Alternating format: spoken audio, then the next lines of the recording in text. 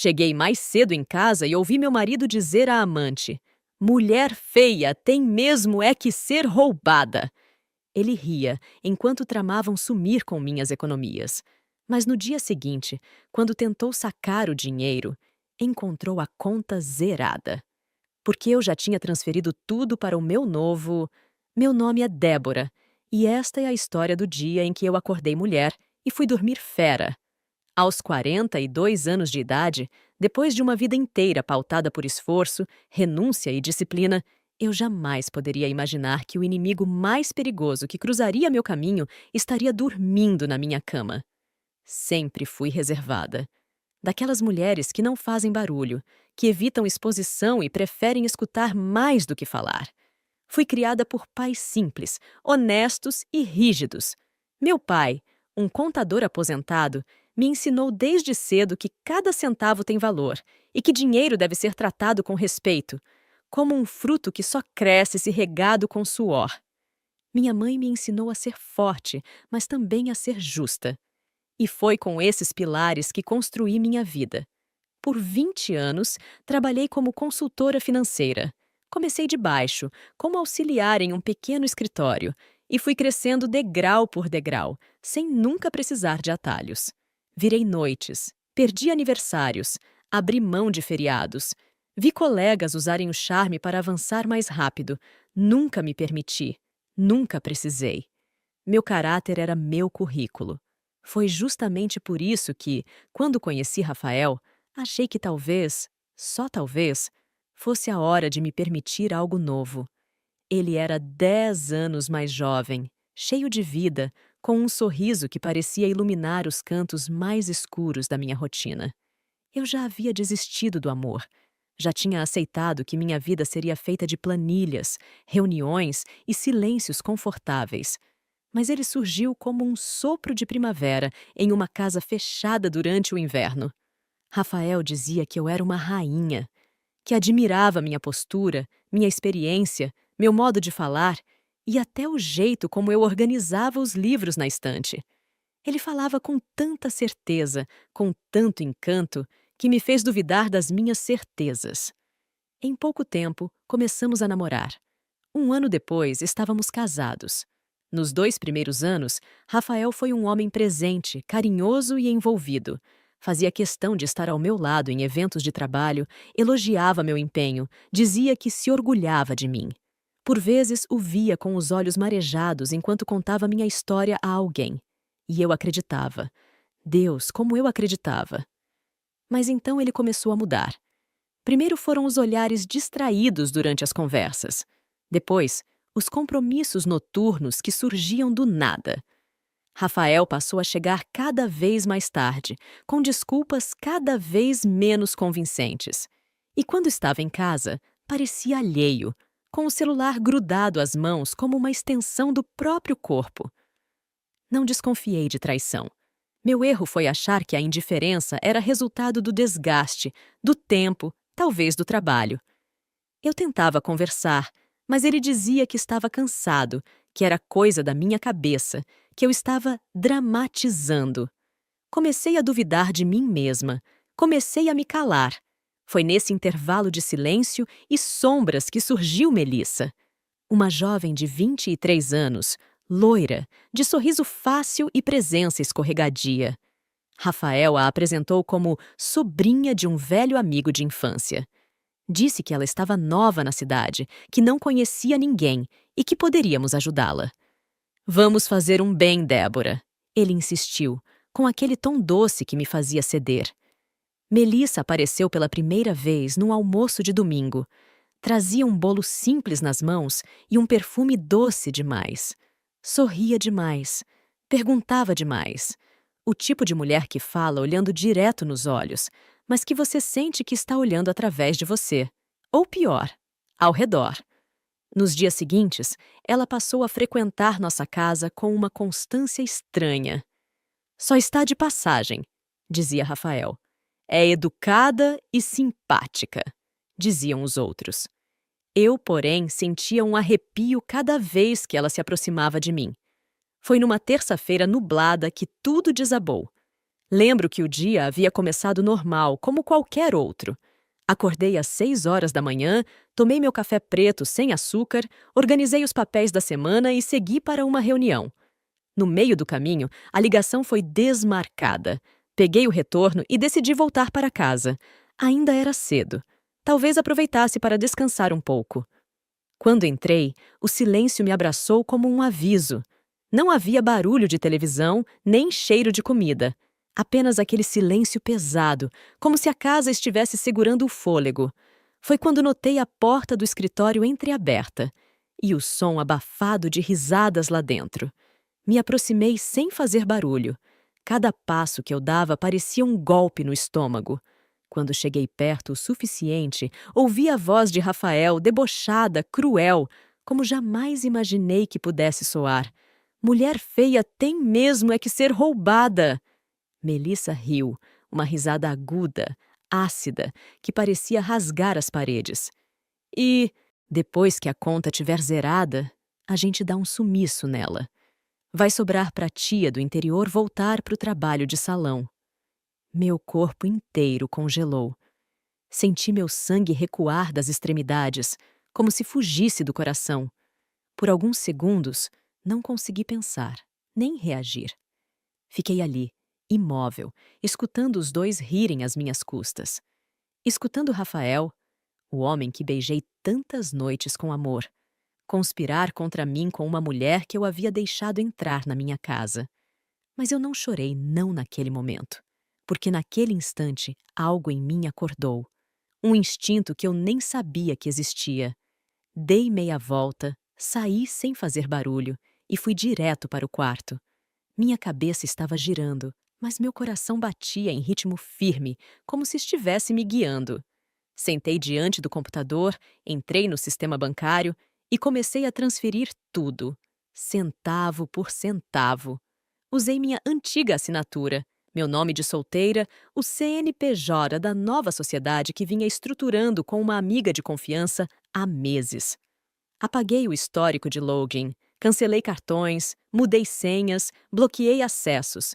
Fui meticulosa, fria. Cada clique era uma resposta silenciosa à traição que eu acabara de testemunhar. Naquela noite, dormi com os olhos abertos e o coração alerta. Sabia que o dia seguinte seria o primeiro capítulo de uma nova história. Mas Rafael ainda não sabia disso. Na manhã seguinte, Rafael acordou animado. Ele não sabia que eu já havia assistido à sua verdadeira face. A versão dele sem máscara, sem filtro, sem vergonha. Levantou-se da cama com um sorriso satisfeito, deu um beijo rápido na minha testa e disse que iria ao banco resolver um assunto pendente. Seu rosto estava iluminado, o brilho de alguém que acredita que está à beira de conseguir o que deseja.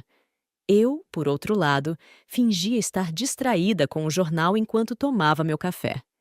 Ele não notou o silêncio denso da sala, nem o modo como minhas mãos tremiam levemente ao redor da xícara. "Volto em 30 minutos, meu amor", ele disse, com aquela voz fingida que agora eu reconhecia com tanta clareza. "Vai com Deus", respondi com a voz doce, como se dissesse aquilo todos os dias. Ele saiu assobiando. Eu esperei. Esperei exatamente 20 minutos. Então escutei o portão bater com força e os passos apressados no corredor.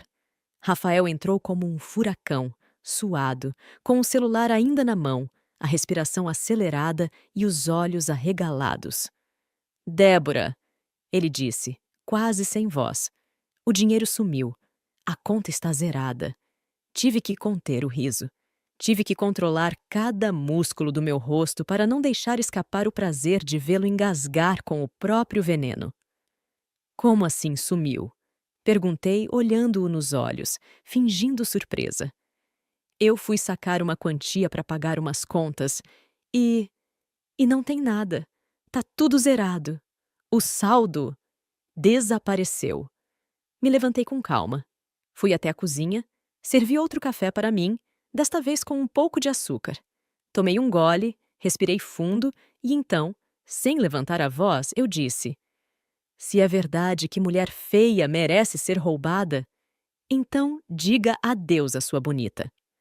O que veio depois foi o silêncio mais puro que eu já presenciei. Um silêncio de alma.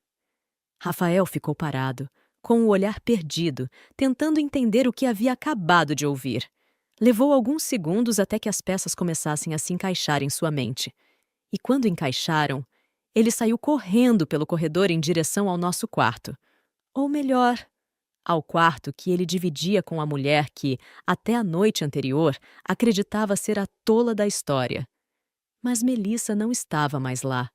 A gaveta onde ela guardava suas roupas leves estava aberta e vazia. O estojo com os pincéis de maquiagem havia sumido. A nécessaire de viagem também. E sobre o criado mudo, apenas um bilhete escrito com letras grandes, desenhadas com batom vermelho. Você não tem mais nada, e eu só me interesso por homens com dinheiro. Ao lado do bilhete, faltava o relógio de grife que Rafael havia comprado há poucos meses. Um presente para mim mesmo, como ele dissera na época. Agora, nem relógio, nem presente, nem amante. Ele gritou. Um grito vazio, de dor misturada com incredulidade.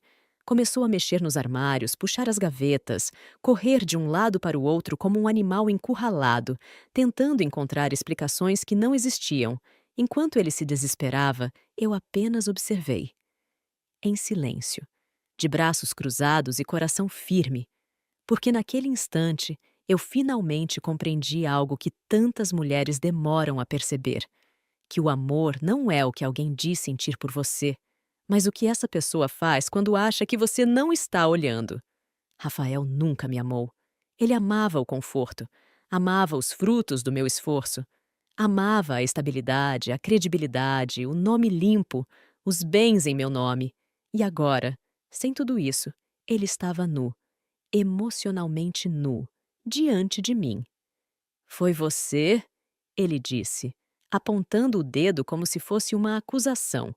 Você transferiu tudo. Planejou isso. Planejei, sim. Respondi com a calma de quem já sangrou por dentro. Da mesma forma que você planejou me roubar. Ele não soube o que dizer. Sentou-se na beirada da cama, a cabeça entre as mãos, como um menino pego em flagrante. Eu perdi tudo, sussurrou. Não. Me aproximei, olhando-o nos olhos. Você só perdeu o que nunca foi seu. Não houve briga. Não houve grito. Eu não precisava de espetáculo. Já havia sofrido o suficiente em silêncio, e era nesse mesmo silêncio que eu escolhia dar fim àquele ciclo. Nos dias que seguiram, Rafael tentou reagir. Tentou me convencer de que havia sido um momento, que não era o que parecia, que Melissa o havia enfeitiçado. Usou de tudo: culpa, sedução, vitimismo. Mas nenhuma palavra dele me tocava mais. Eu havia quebrado o feitiço. Lembro de uma noite, 3 dias após o acontecido, em que ele bateu à porta do apartamento que eu agora alugava. Trazia flores. As mesmas que me deu no nosso primeiro mês de casamento. Débora, vamos conversar. Eu errei, mas... Interrompi antes que completasse a frase. Rafael, hoje eu pensei em você. Ele sorriu, esperando alguma abertura. Mas foi rápido. Logo me lembrei que o lixo é recolhido às quartas-feiras. Fechei a porta com calma. Naquela noite, dormi em paz. Quando fechei aquela porta pela última vez, não foi apenas Rafael que ficou do lado de fora. Fechei também o ciclo de dor, de manipulação e da ingenuidade que me fez acreditar que amor é aceitação cega. Naquela noite, pela primeira vez em muito tempo, dormi inteira. Não posso dizer que o dia seguinte foi leve. Reconstruir-se exige mais do que força. Exige paciência com as próprias feridas. Exige coragem para encarar o que se perdeu, mesmo quando o que se perdeu nunca deveria ter sido ganho. Acordei cedo, como sempre. Tomei meu café olhando pela janela do novo apartamento, um conjunto modesto no 8º andar de um prédio discreto, longe de qualquer lembrança. A vista dali era diferente.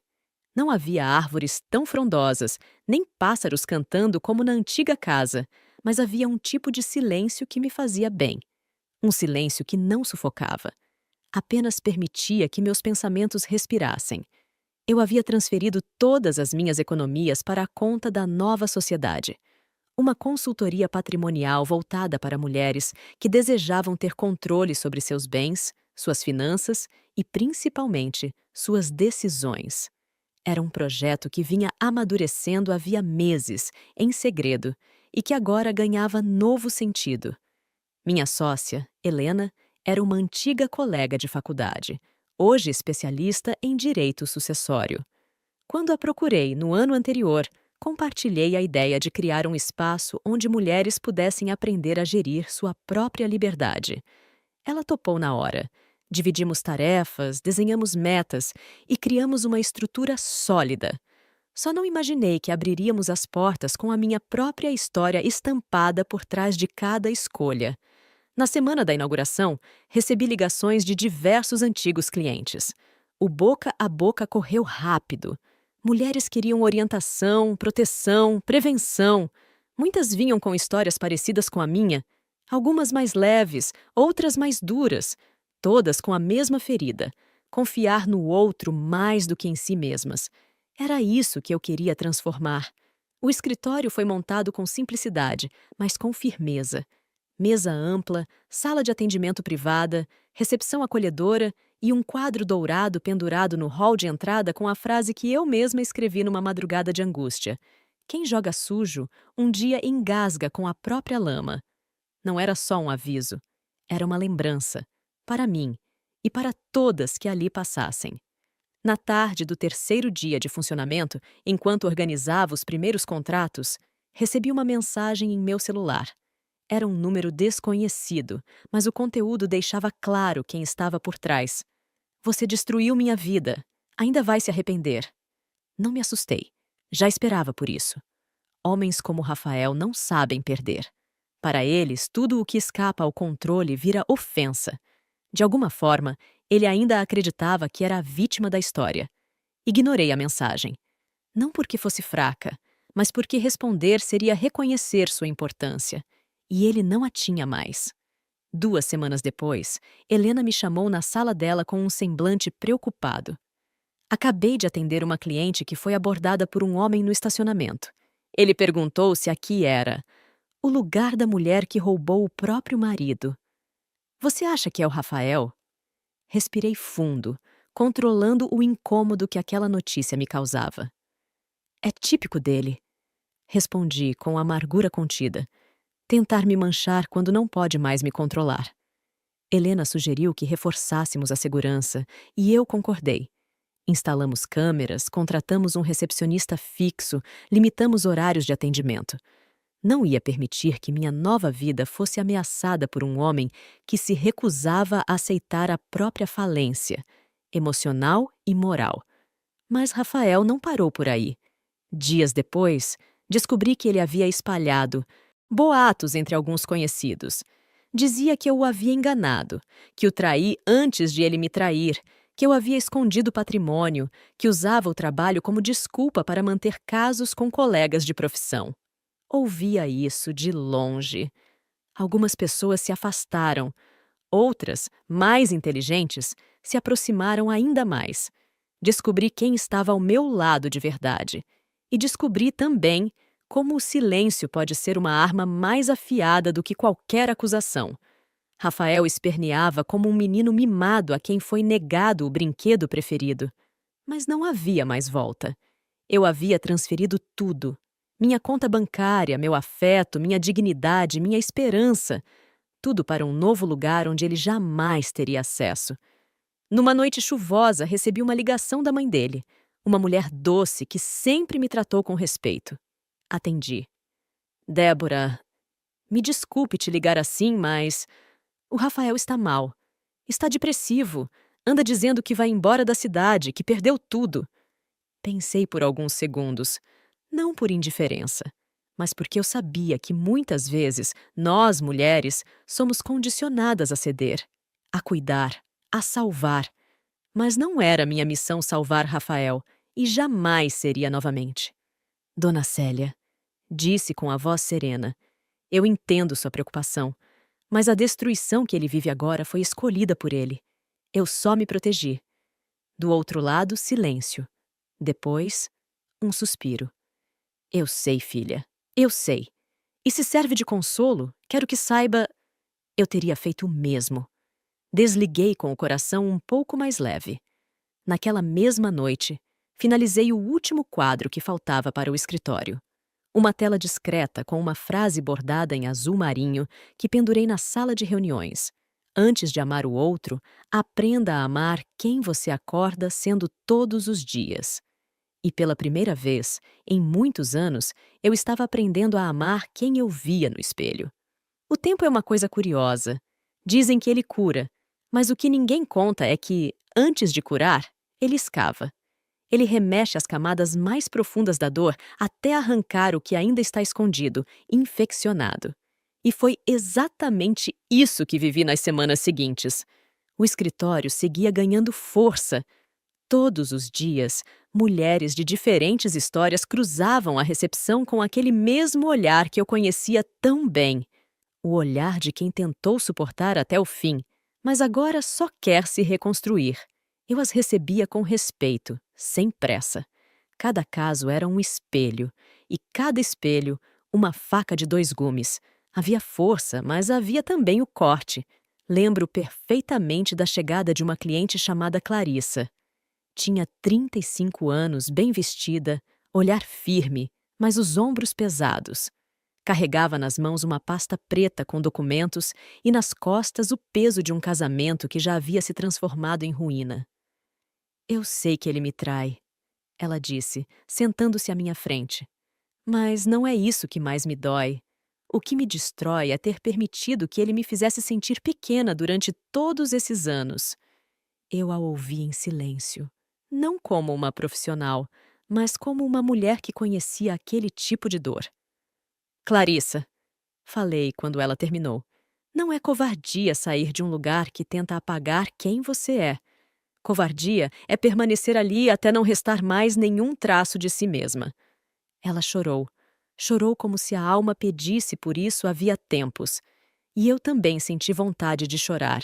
Não por ela, mas por mim. Porque enxergá-la foi, de certa forma, revisitar a mulher que eu fui antes de Rafael tirar a máscara. Naquela noite, não consegui dormir. Fiquei sentada à beira da cama por horas, olhando para o teto, a cabeça cheia de lembranças. Me vi, de novo, naquele momento em que ouvi sua voz zombando da minha aparência, da minha dignidade, da minha confiança. As palavras dele ecoavam como se tivessem sido ditas ontem. Mulher feia tem mesmo é que ser roubada. Por que aquela frase ainda me feria tanto? Eu havia vencido. Eu havia me libertado. E mesmo assim, ainda existia uma ferida aberta, latejando, como se ele tivesse deixado um veneno escondido em alguma parte de mim, um veneno que eu não sabia que precisava extrair. Nos dias seguintes, fui tomada por uma sensação de inquietação. Trabalhar me ajudava, mas havia momentos em que eu me pegava distraída, encarando o próprio reflexo na tela do computador, tentando entender o que ainda precisava ser curado. Foi então que tomei uma decisão que vinha adiando há meses: visitar o lugar onde cresci.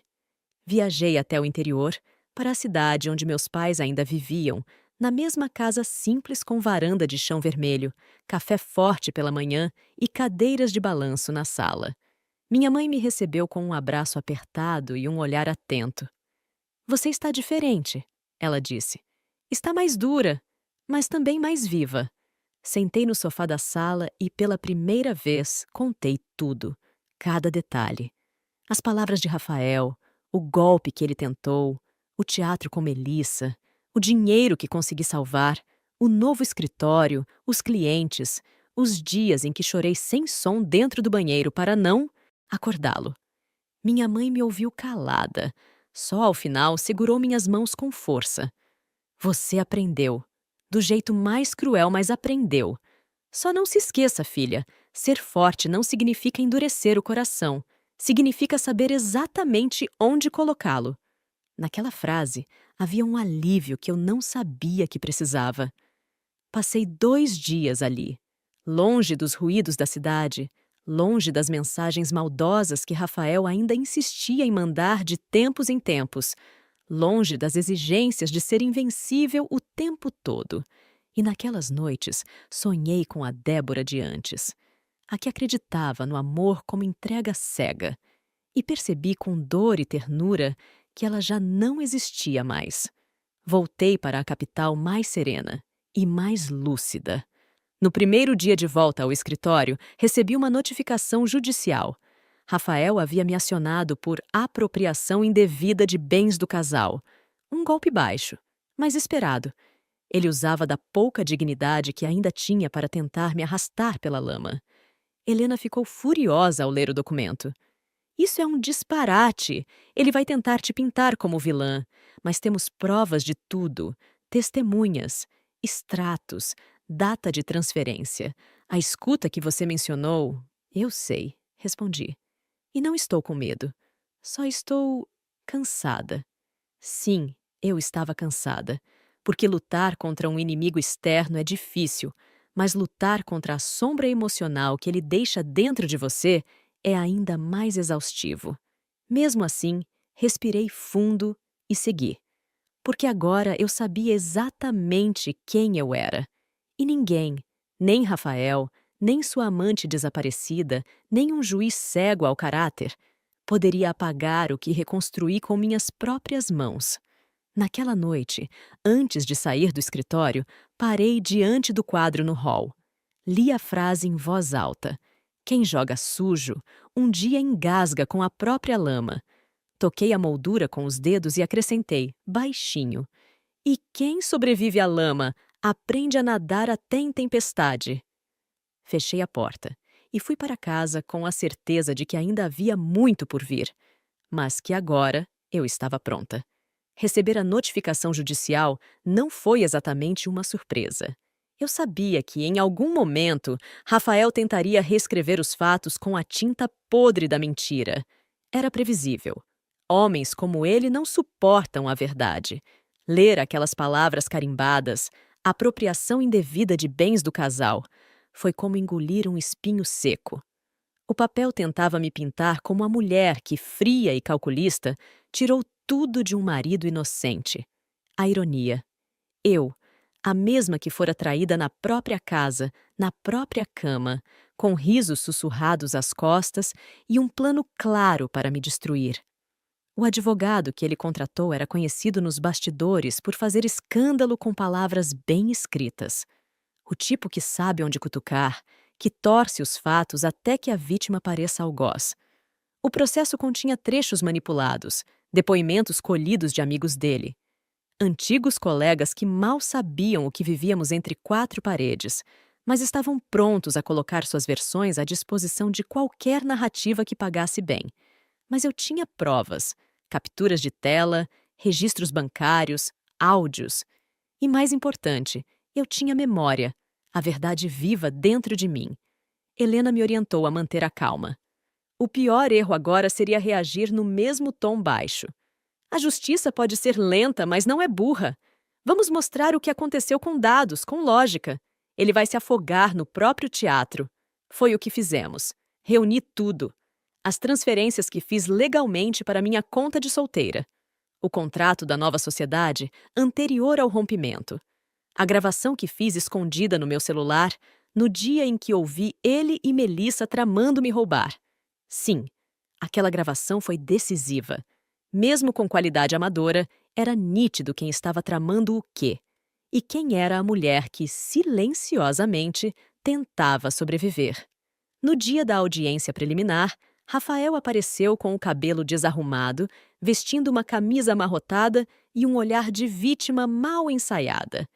Me senti observando um ator medíocre tentando uma última chance de aplauso. Mas o palco ali não era dele. Meritíssimo! Minha cliente não escondeu dinheiro algum, argumentou Helena com a calma de quem carrega verdades no bolso. Ela apenas retirou da conta conjunta aquilo que era de origem comprovadamente exclusiva de seu trabalho, acumulado ao longo de 20 anos de carreira. A única intenção dela foi se proteger. O que o senhor Rafael tenta fazer aqui é inverter os papéis. O juiz, Um homem de semblante severo ouviu tudo com atenção. Pediu que os áudios fossem reproduzidos. Quando as frases vieram à tona, mulher feia tem mesmo é que ser roubada, seguidas do riso cruel de Melissa. Houve um silêncio constrangedor na sala. Rafael abaixou os olhos. E eu, pela primeira vez, ergui o queixo. A audiência foi encerrada com o juiz solicitando mais documentos, mas a atmosfera já havia mudado. A verdade tem peso. Às vezes demora, mas ela se impõe. Na saída, Rafael tentou se aproximar de mim. Veio com aquele olhar entre irritado e implorante. Você podia ter resolvido isso de outro jeito. Você destruiu minha vida. Não, Rafael. Eu só tirei de você o que nunca foi seu. O que destruiu sua vida foi a sua própria escolha. Ele não respondeu. Ficou parado ali, no corredor do fórum, com a pasta frouxa nas mãos, a expressão esvaziada. Pela primeira vez, ele não parecia furioso. Parecia perdido. Na semana seguinte, a notícia do processo se espalhou entre alguns círculos. Gente que antes acreditava em Rafael agora começava a duvidar. Alguns que me julgaram apressadamente vieram me pedir desculpas. Eu aceitei. Não porque sou boa demais, mas porque não queria carregar o rancor que ele me deixou como herança. Enquanto isso, no escritório, continuávamos crescendo. Recebíamos cada vez mais clientes. A maioria, mulheres como eu, profissionais bem-sucedidas que, por amor, haviam deixado brechas e que, por sobrevivência, buscavam agora fechar cada uma delas. Clarissa, aquela cliente de olhar firme e ombros pesados, voltou ao meu escritório um mês depois da primeira visita.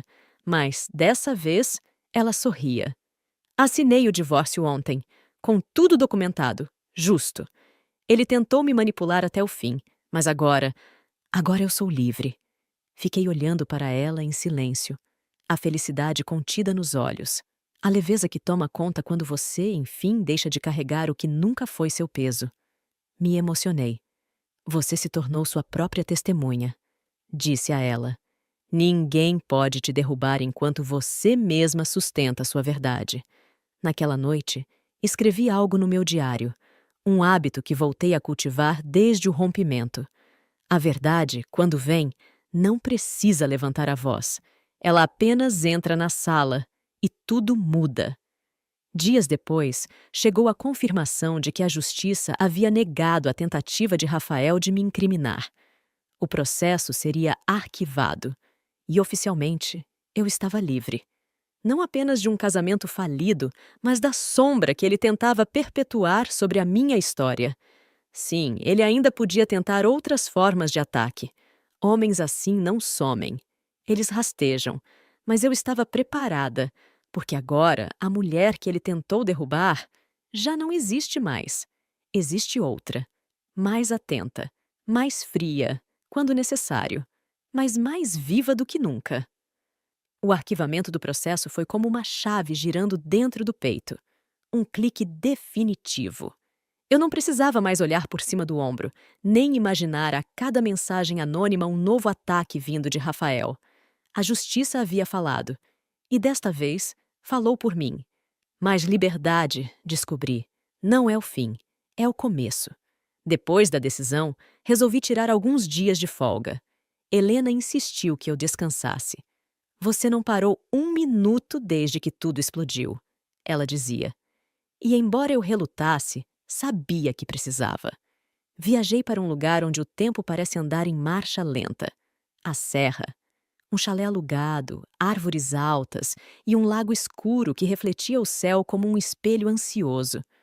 Não havia sinal de celular, nem e-mails, nem pessoas cobrando decisões.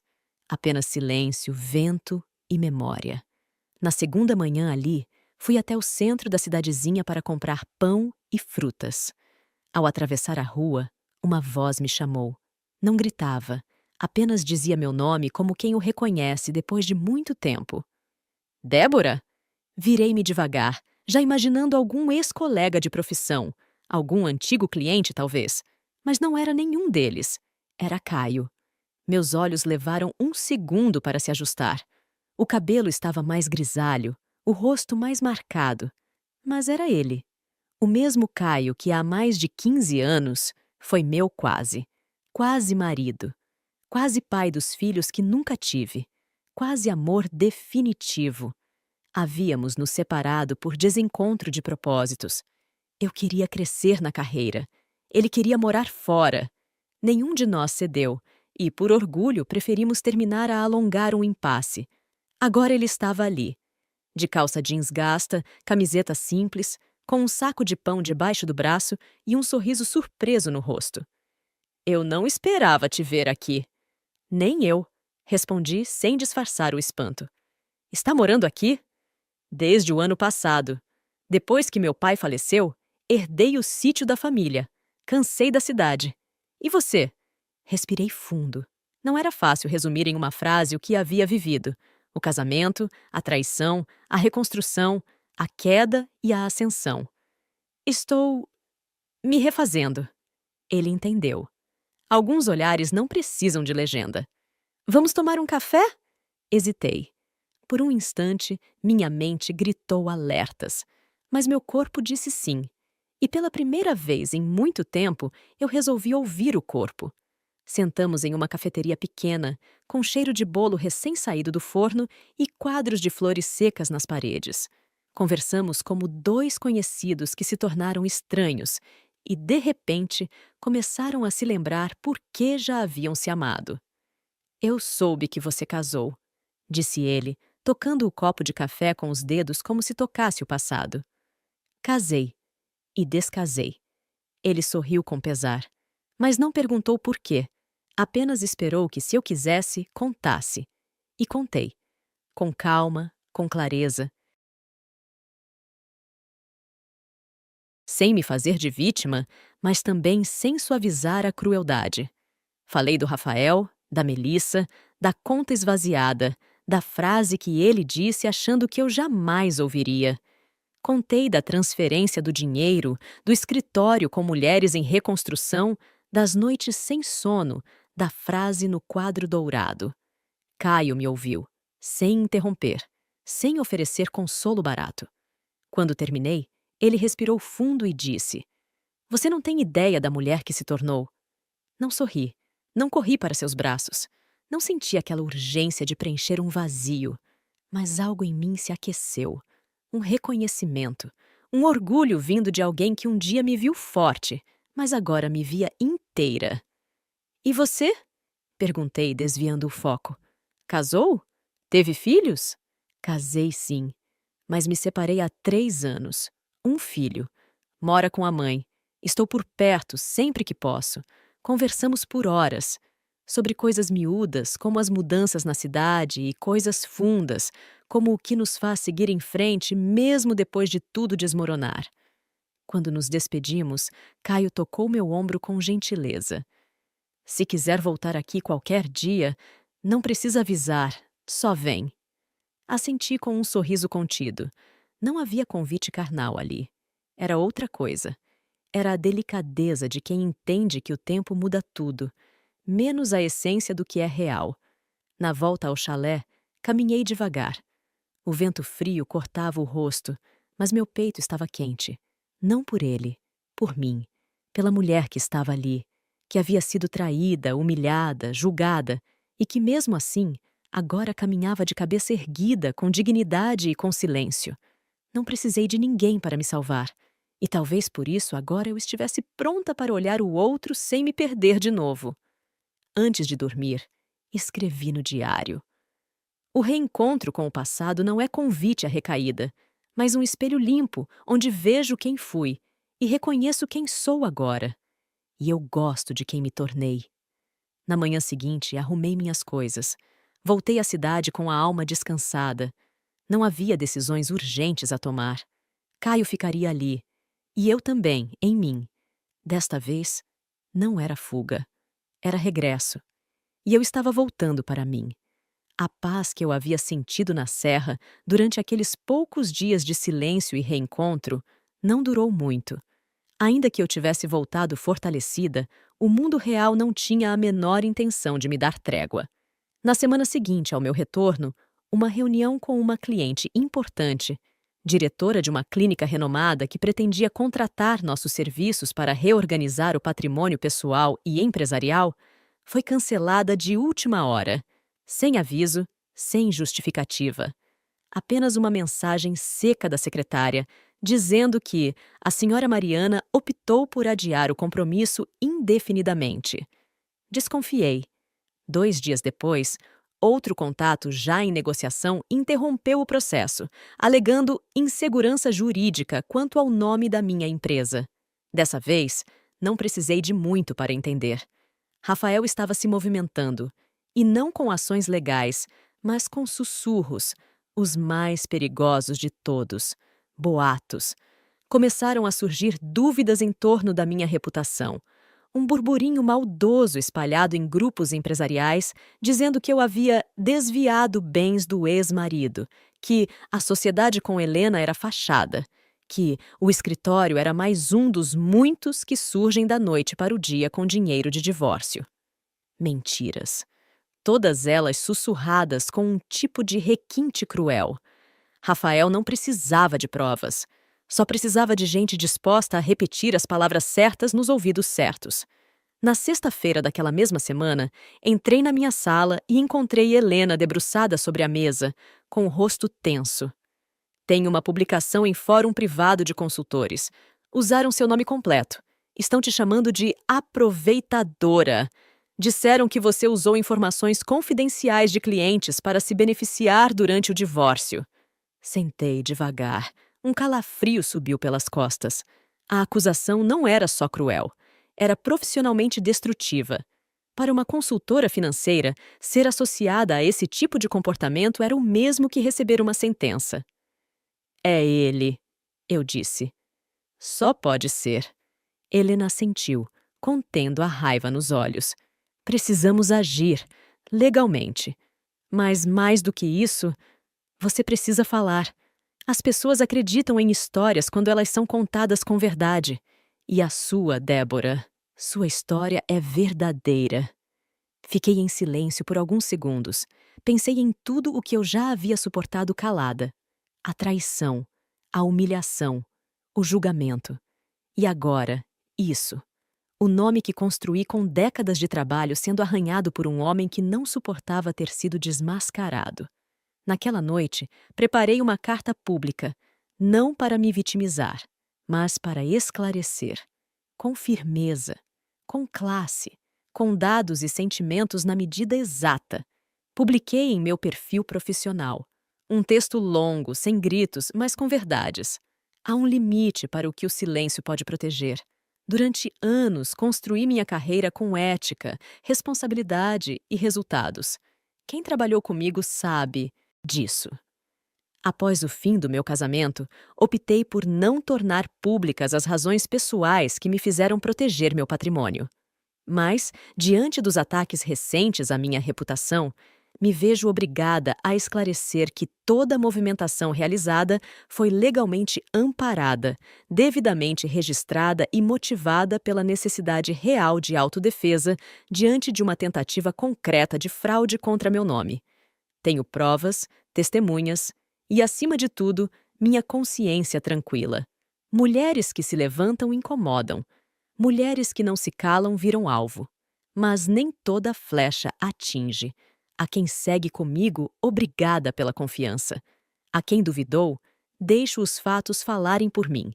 E a quem tentou me derrubar, um lembrete.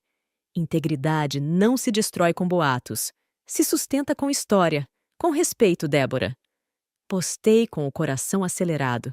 Era um risco, mas era também uma necessidade.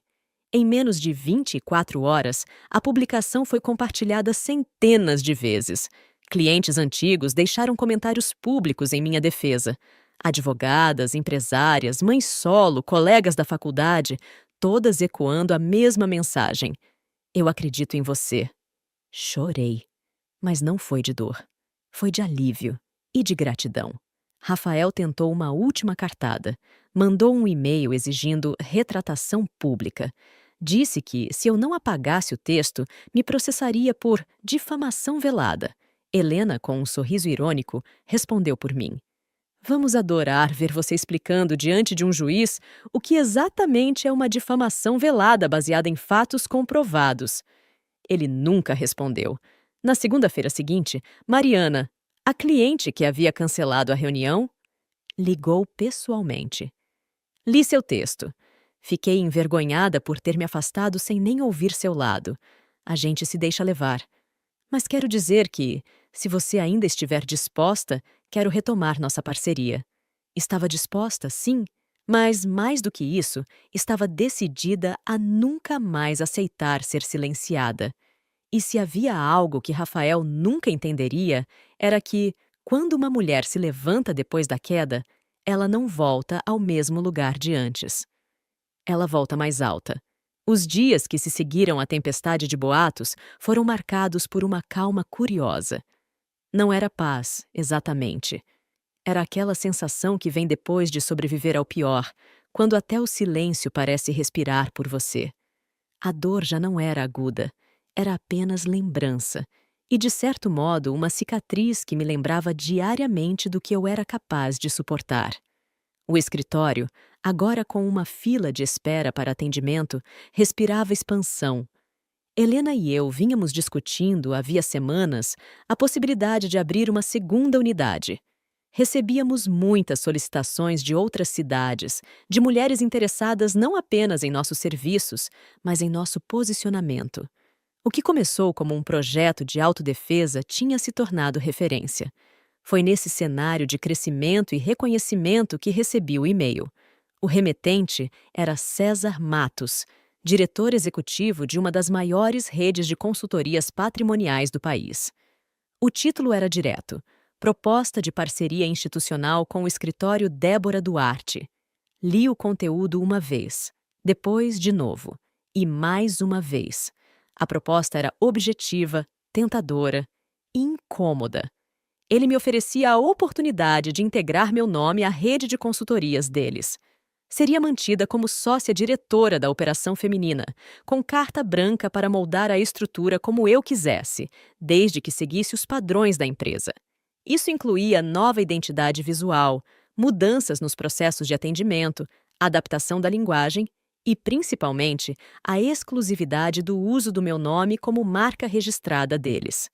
Uma quantia generosa estava envolvida. Muito generosa. O suficiente para me garantir uma aposentadoria confortável, viagens por anos e a abertura de quantos novos escritórios eu desejasse. Tudo com o peso do respaldo institucional de uma gigante do mercado. Mas havia um detalhe escondido entre as linhas da proposta. Eu teria que abrir mão do controle total da minha própria narrativa. Em resumo, eles queriam a marca Débora Duarte, mas não necessariamente a mulher por trás dela. Helena, ao ler o e-mail, foi sincera. Você precisa pensar com calma. Não é só uma proposta de negócio. É uma escolha de identidade. Senti como se tivesse sido transportada de volta à noite em que ouvi Rafael rindo no escritório, dizendo que eu merecia ser roubada. Naquela ocasião, ele não queria só o meu dinheiro. Ele queria apagar minha presença enquanto se beneficiava do que eu construíra. Agora, em escala muito mais polida, César Matos me oferecia algo semelhante. O reconhecimento, sim, mas condicionado à diluição do que eu representava. Naquela mesma noite, saí para caminhar. Não sou religiosa, mas tenho fé. Fé no tempo, fé no que é justo, fé em mim. Andei até o parque próximo ao apartamento, sentei no banco e observei os casais passando, os pais empurrando carrinhos, os cachorros correndo com liberdade que quase me causava inveja. Comecei a pensar: e se eu aceitasse? Eu teria segurança, visibilidade nacional, reconhecimento em números e premiações. Mas algo me dizia que, ao assinar aquele contrato, perderia algo que dinheiro algum poderia devolver. Era o meu nome. Meu nome, que carregava a minha dor, minha reconstrução, as noites sem dormir, as transferências calculadas, a frase lida pela primeira vez no extrato zerado da conta conjunta, o bilhete de Melissa, a carta que enviei ao Rafael com escárnio e sangue nos olhos, a mulher que eu me tornei, Aceitar aquela proposta seria, de certa forma, permitir que tudo isso virasse apenas um símbolo, genérico, esterilizado, vendável, como se fosse possível empacotar uma história e vendê-la por quilo, como frutas em um mercado. Voltei para casa mais certa do que nunca. No dia seguinte, escrevi minha resposta. Senhor César Matos, agradeço sinceramente o interesse em associar minha trajetória à sua rede de consultorias. Reconheço o peso do nome que o senhor carrega e o prestígio do grupo que representa. No entanto, minha história e tudo o que ela simboliza não está à venda. Meu nome carrega cicatrizes reais. Ele representa um processo profundo de reconstrução, resgate de dignidade e defesa da liberdade feminina. A senhora Débora Duarte, que fundou este escritório, não é apenas uma marca. É um corpo, é uma memória, é uma escolha diária. Sendo assim, recuso respeitosamente a proposta. Continuarei crescendo, sim, mas ao meu tempo, do meu jeito, com as raízes firmadas naquilo que me sustenta. Integridade. Atenciosamente, Débora Duarte. Helena leu a resposta com os olhos marejados. Eu teria entendido se você aceitasse, mas saber que você não aceitou me lembra por que quis ser sua sócia. A notícia da recusa se espalhou. Algumas pessoas acharam ousadia, outras, estupidez. Mas aquelas que realmente conheciam a história ou carregavam histórias parecidas, entenderam a escolha. Respeitaram e, de certa forma, se sentiram representadas por ela. Mais do que nunca, mulheres começaram a me procurar, não só para cuidar de seus patrimônios, mas para escutá-las, para validar decisões, para aprenderem a se proteger antes que precisassem se reconstruir. E era esse o meu propósito. Naquela mesma semana, recebi uma carta escrita à mão, sem remetente. Reconheci a caligrafia antes mesmo de abrir. Era de Rafael. Não vou mentir. Achei que você cairia de novo. Que diante de dinheiro você escolheria calar o que viveu. Mas você venceu. E eu finalmente entendo que não foi sorte. Foi coragem.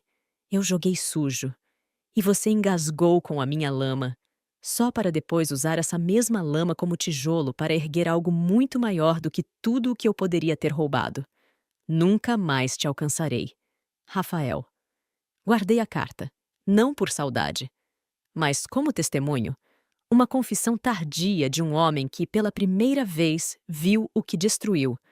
E eu continuei, crescendo, não em metros quadrados, mas em profundidade, porque certas coisas não têm preço. E meu nome era uma delas. Meses se passaram desde aquele não que dei com a alma firme e a consciência limpa. A proposta recusada, as acusações silenciadas, os sussurros calados pelo som constante da verdade sendo vivida. O escritório seguia crescendo, mas de uma forma diferente. Não era apenas um espaço de trabalho, era um farol. Mulheres continuavam chegando, algumas com pastas cheias de papéis, outras com os ombros carregando histórias mais pesadas que cifras. Havia aquelas em fase de separação, aquelas que queriam blindar seu patrimônio antes do casamento, aquelas que vinham porque ouviram falar de uma mulher que havia resistido ao naufrágio e construído um barco com os destroços. Eu as escutava. Sempre. Não com pressa, não com pena, mas com presença. Porque eu sabia. Ninguém atravessa uma tempestade sozinha apenas para chegar a um porto vazio. Elas precisavam ser ouvidas. Precisavam ser vistas. E eu também. Por isso, quando fui convidada para dar uma palestra em um evento voltado exclusivamente para mulheres empreendedoras, hesitei. Subir num palco, contar minha história em voz alta, expor as cicatrizes que, até então, eu havia dividido apenas com as paredes do escritório e com a folha branca do meu diário. Era assustador. Mas algo dentro de mim dizia que era hora. Helena me encorajou. Não vai ser só por você, vai ser por todas nós. Aceitei. O evento aconteceria em um teatro pequeno, aconchegante, com pouco mais de 150 lugares. No dia, vesti uma roupa simples, nada que chamasse atenção. Eu não queria aplausos pela aparência. Queria que minha voz, e só ela, fosse o que ficasse na memória. Subi ao palco e por alguns segundos fiquei parada, respirando o silêncio que se faz quando todos esperam algo. Então falei. Meu nome é Débora Duarte. Sou consultora patrimonial, mas essa é a parte fácil de dizer.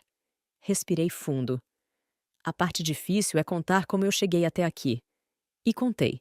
Contei como fui enganada por quem jurei amar.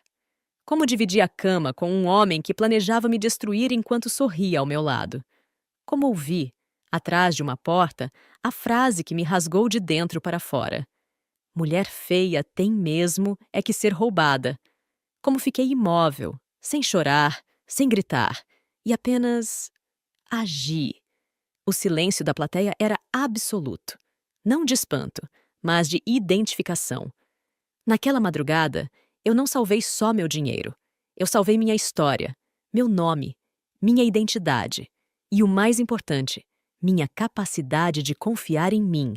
Falei sobre o escritório, sobre as tentativas de desmoralização, sobre a proposta recusada, sobre como cada passo dado com coragem é mais valioso que qualquer contrato assinado por medo. Ao fim, olhei para a plateia e disse: nós somos ensinadas a sermos boas, a cedermos, a compreendermos, mas nem sempre nos ensinam a colocarmos limites. E eu quero dizer, com todas as letras, não é feio dizer não. Feio é permitir que apaguem você da própria vida. O auditório ficou de pé. Não foi euforia. Foi gratidão. Uma troca silenciosa. Mulheres que não me conheciam me viam agora como uma delas. E isso, mais do que qualquer prêmio, era a verdadeira vitória. Na saída, recebi abraços, bilhetes, lágrimas. Uma senhora de cabelos brancos segurou minha mão com firmeza e disse: eu vivi isso, mas não tive a coragem que você teve. Hoje, vendo você aqui, me sinto um pouco redimida. Sorri, com os olhos marejados. Não se culpe. Às vezes, sobreviver em silêncio é a única opção que temos até que alguém fale por nós. Ela me abraçou. E naquele abraço havia gerações inteiras de histórias sufocadas. Naquela noite, deitada na minha cama, não consegui dormir. Mas não era insônia de angústia. Era excitação. Era aquela inquietação boa de quem sabe que, mesmo sem querer, virou semente. Levantei. Sentei à escrivaninha. E escrevi uma carta. Não para Rafael. Não para Melissa. Não para minha mãe ou para Caio. Mas para mim. Querida Débora, hoje você venceu. Não porque foi aplaudida, mas porque não tem mais medo de contar sua história. Você venceu não quando salvou o dinheiro, mas quando escolheu não se calar diante da injustiça.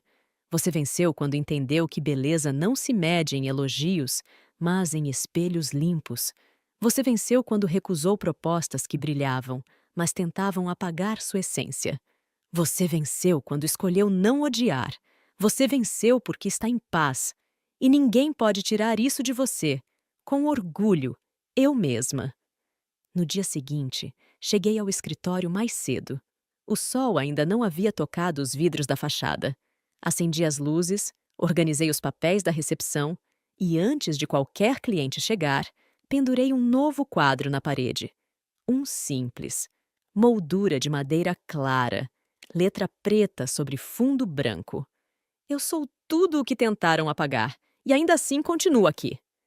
Enquanto contemplava a frase, ouvi a porta se abrir.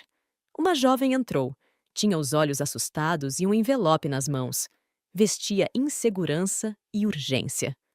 Bom dia. Eu sou a Júlia. Disseram que aqui ajudam mulheres a não perderem o que construíram. Sorri. Abri espaço ao lado da mesa. Aqui, ajudamos mulheres a entender que elas mesmas são o que construíram. E isso ninguém pode tirar. Ela se sentou. E ali começava outra história. Mas a minha, aquela que começou com um riso atrás de uma porta e que quase terminou com uma conta bancária vazia, agora tinha seu ponto final. Não um fim de derrota, mas o fim que se escreve com a cabeça erguida, a alma lavada e a certeza no peito. Eu venci. Gostou do vídeo? Deixe seu like, se inscreva, ative o sininho e compartilhe. Obrigada por fazer parte da nossa comunidade. Até o próximo vídeo!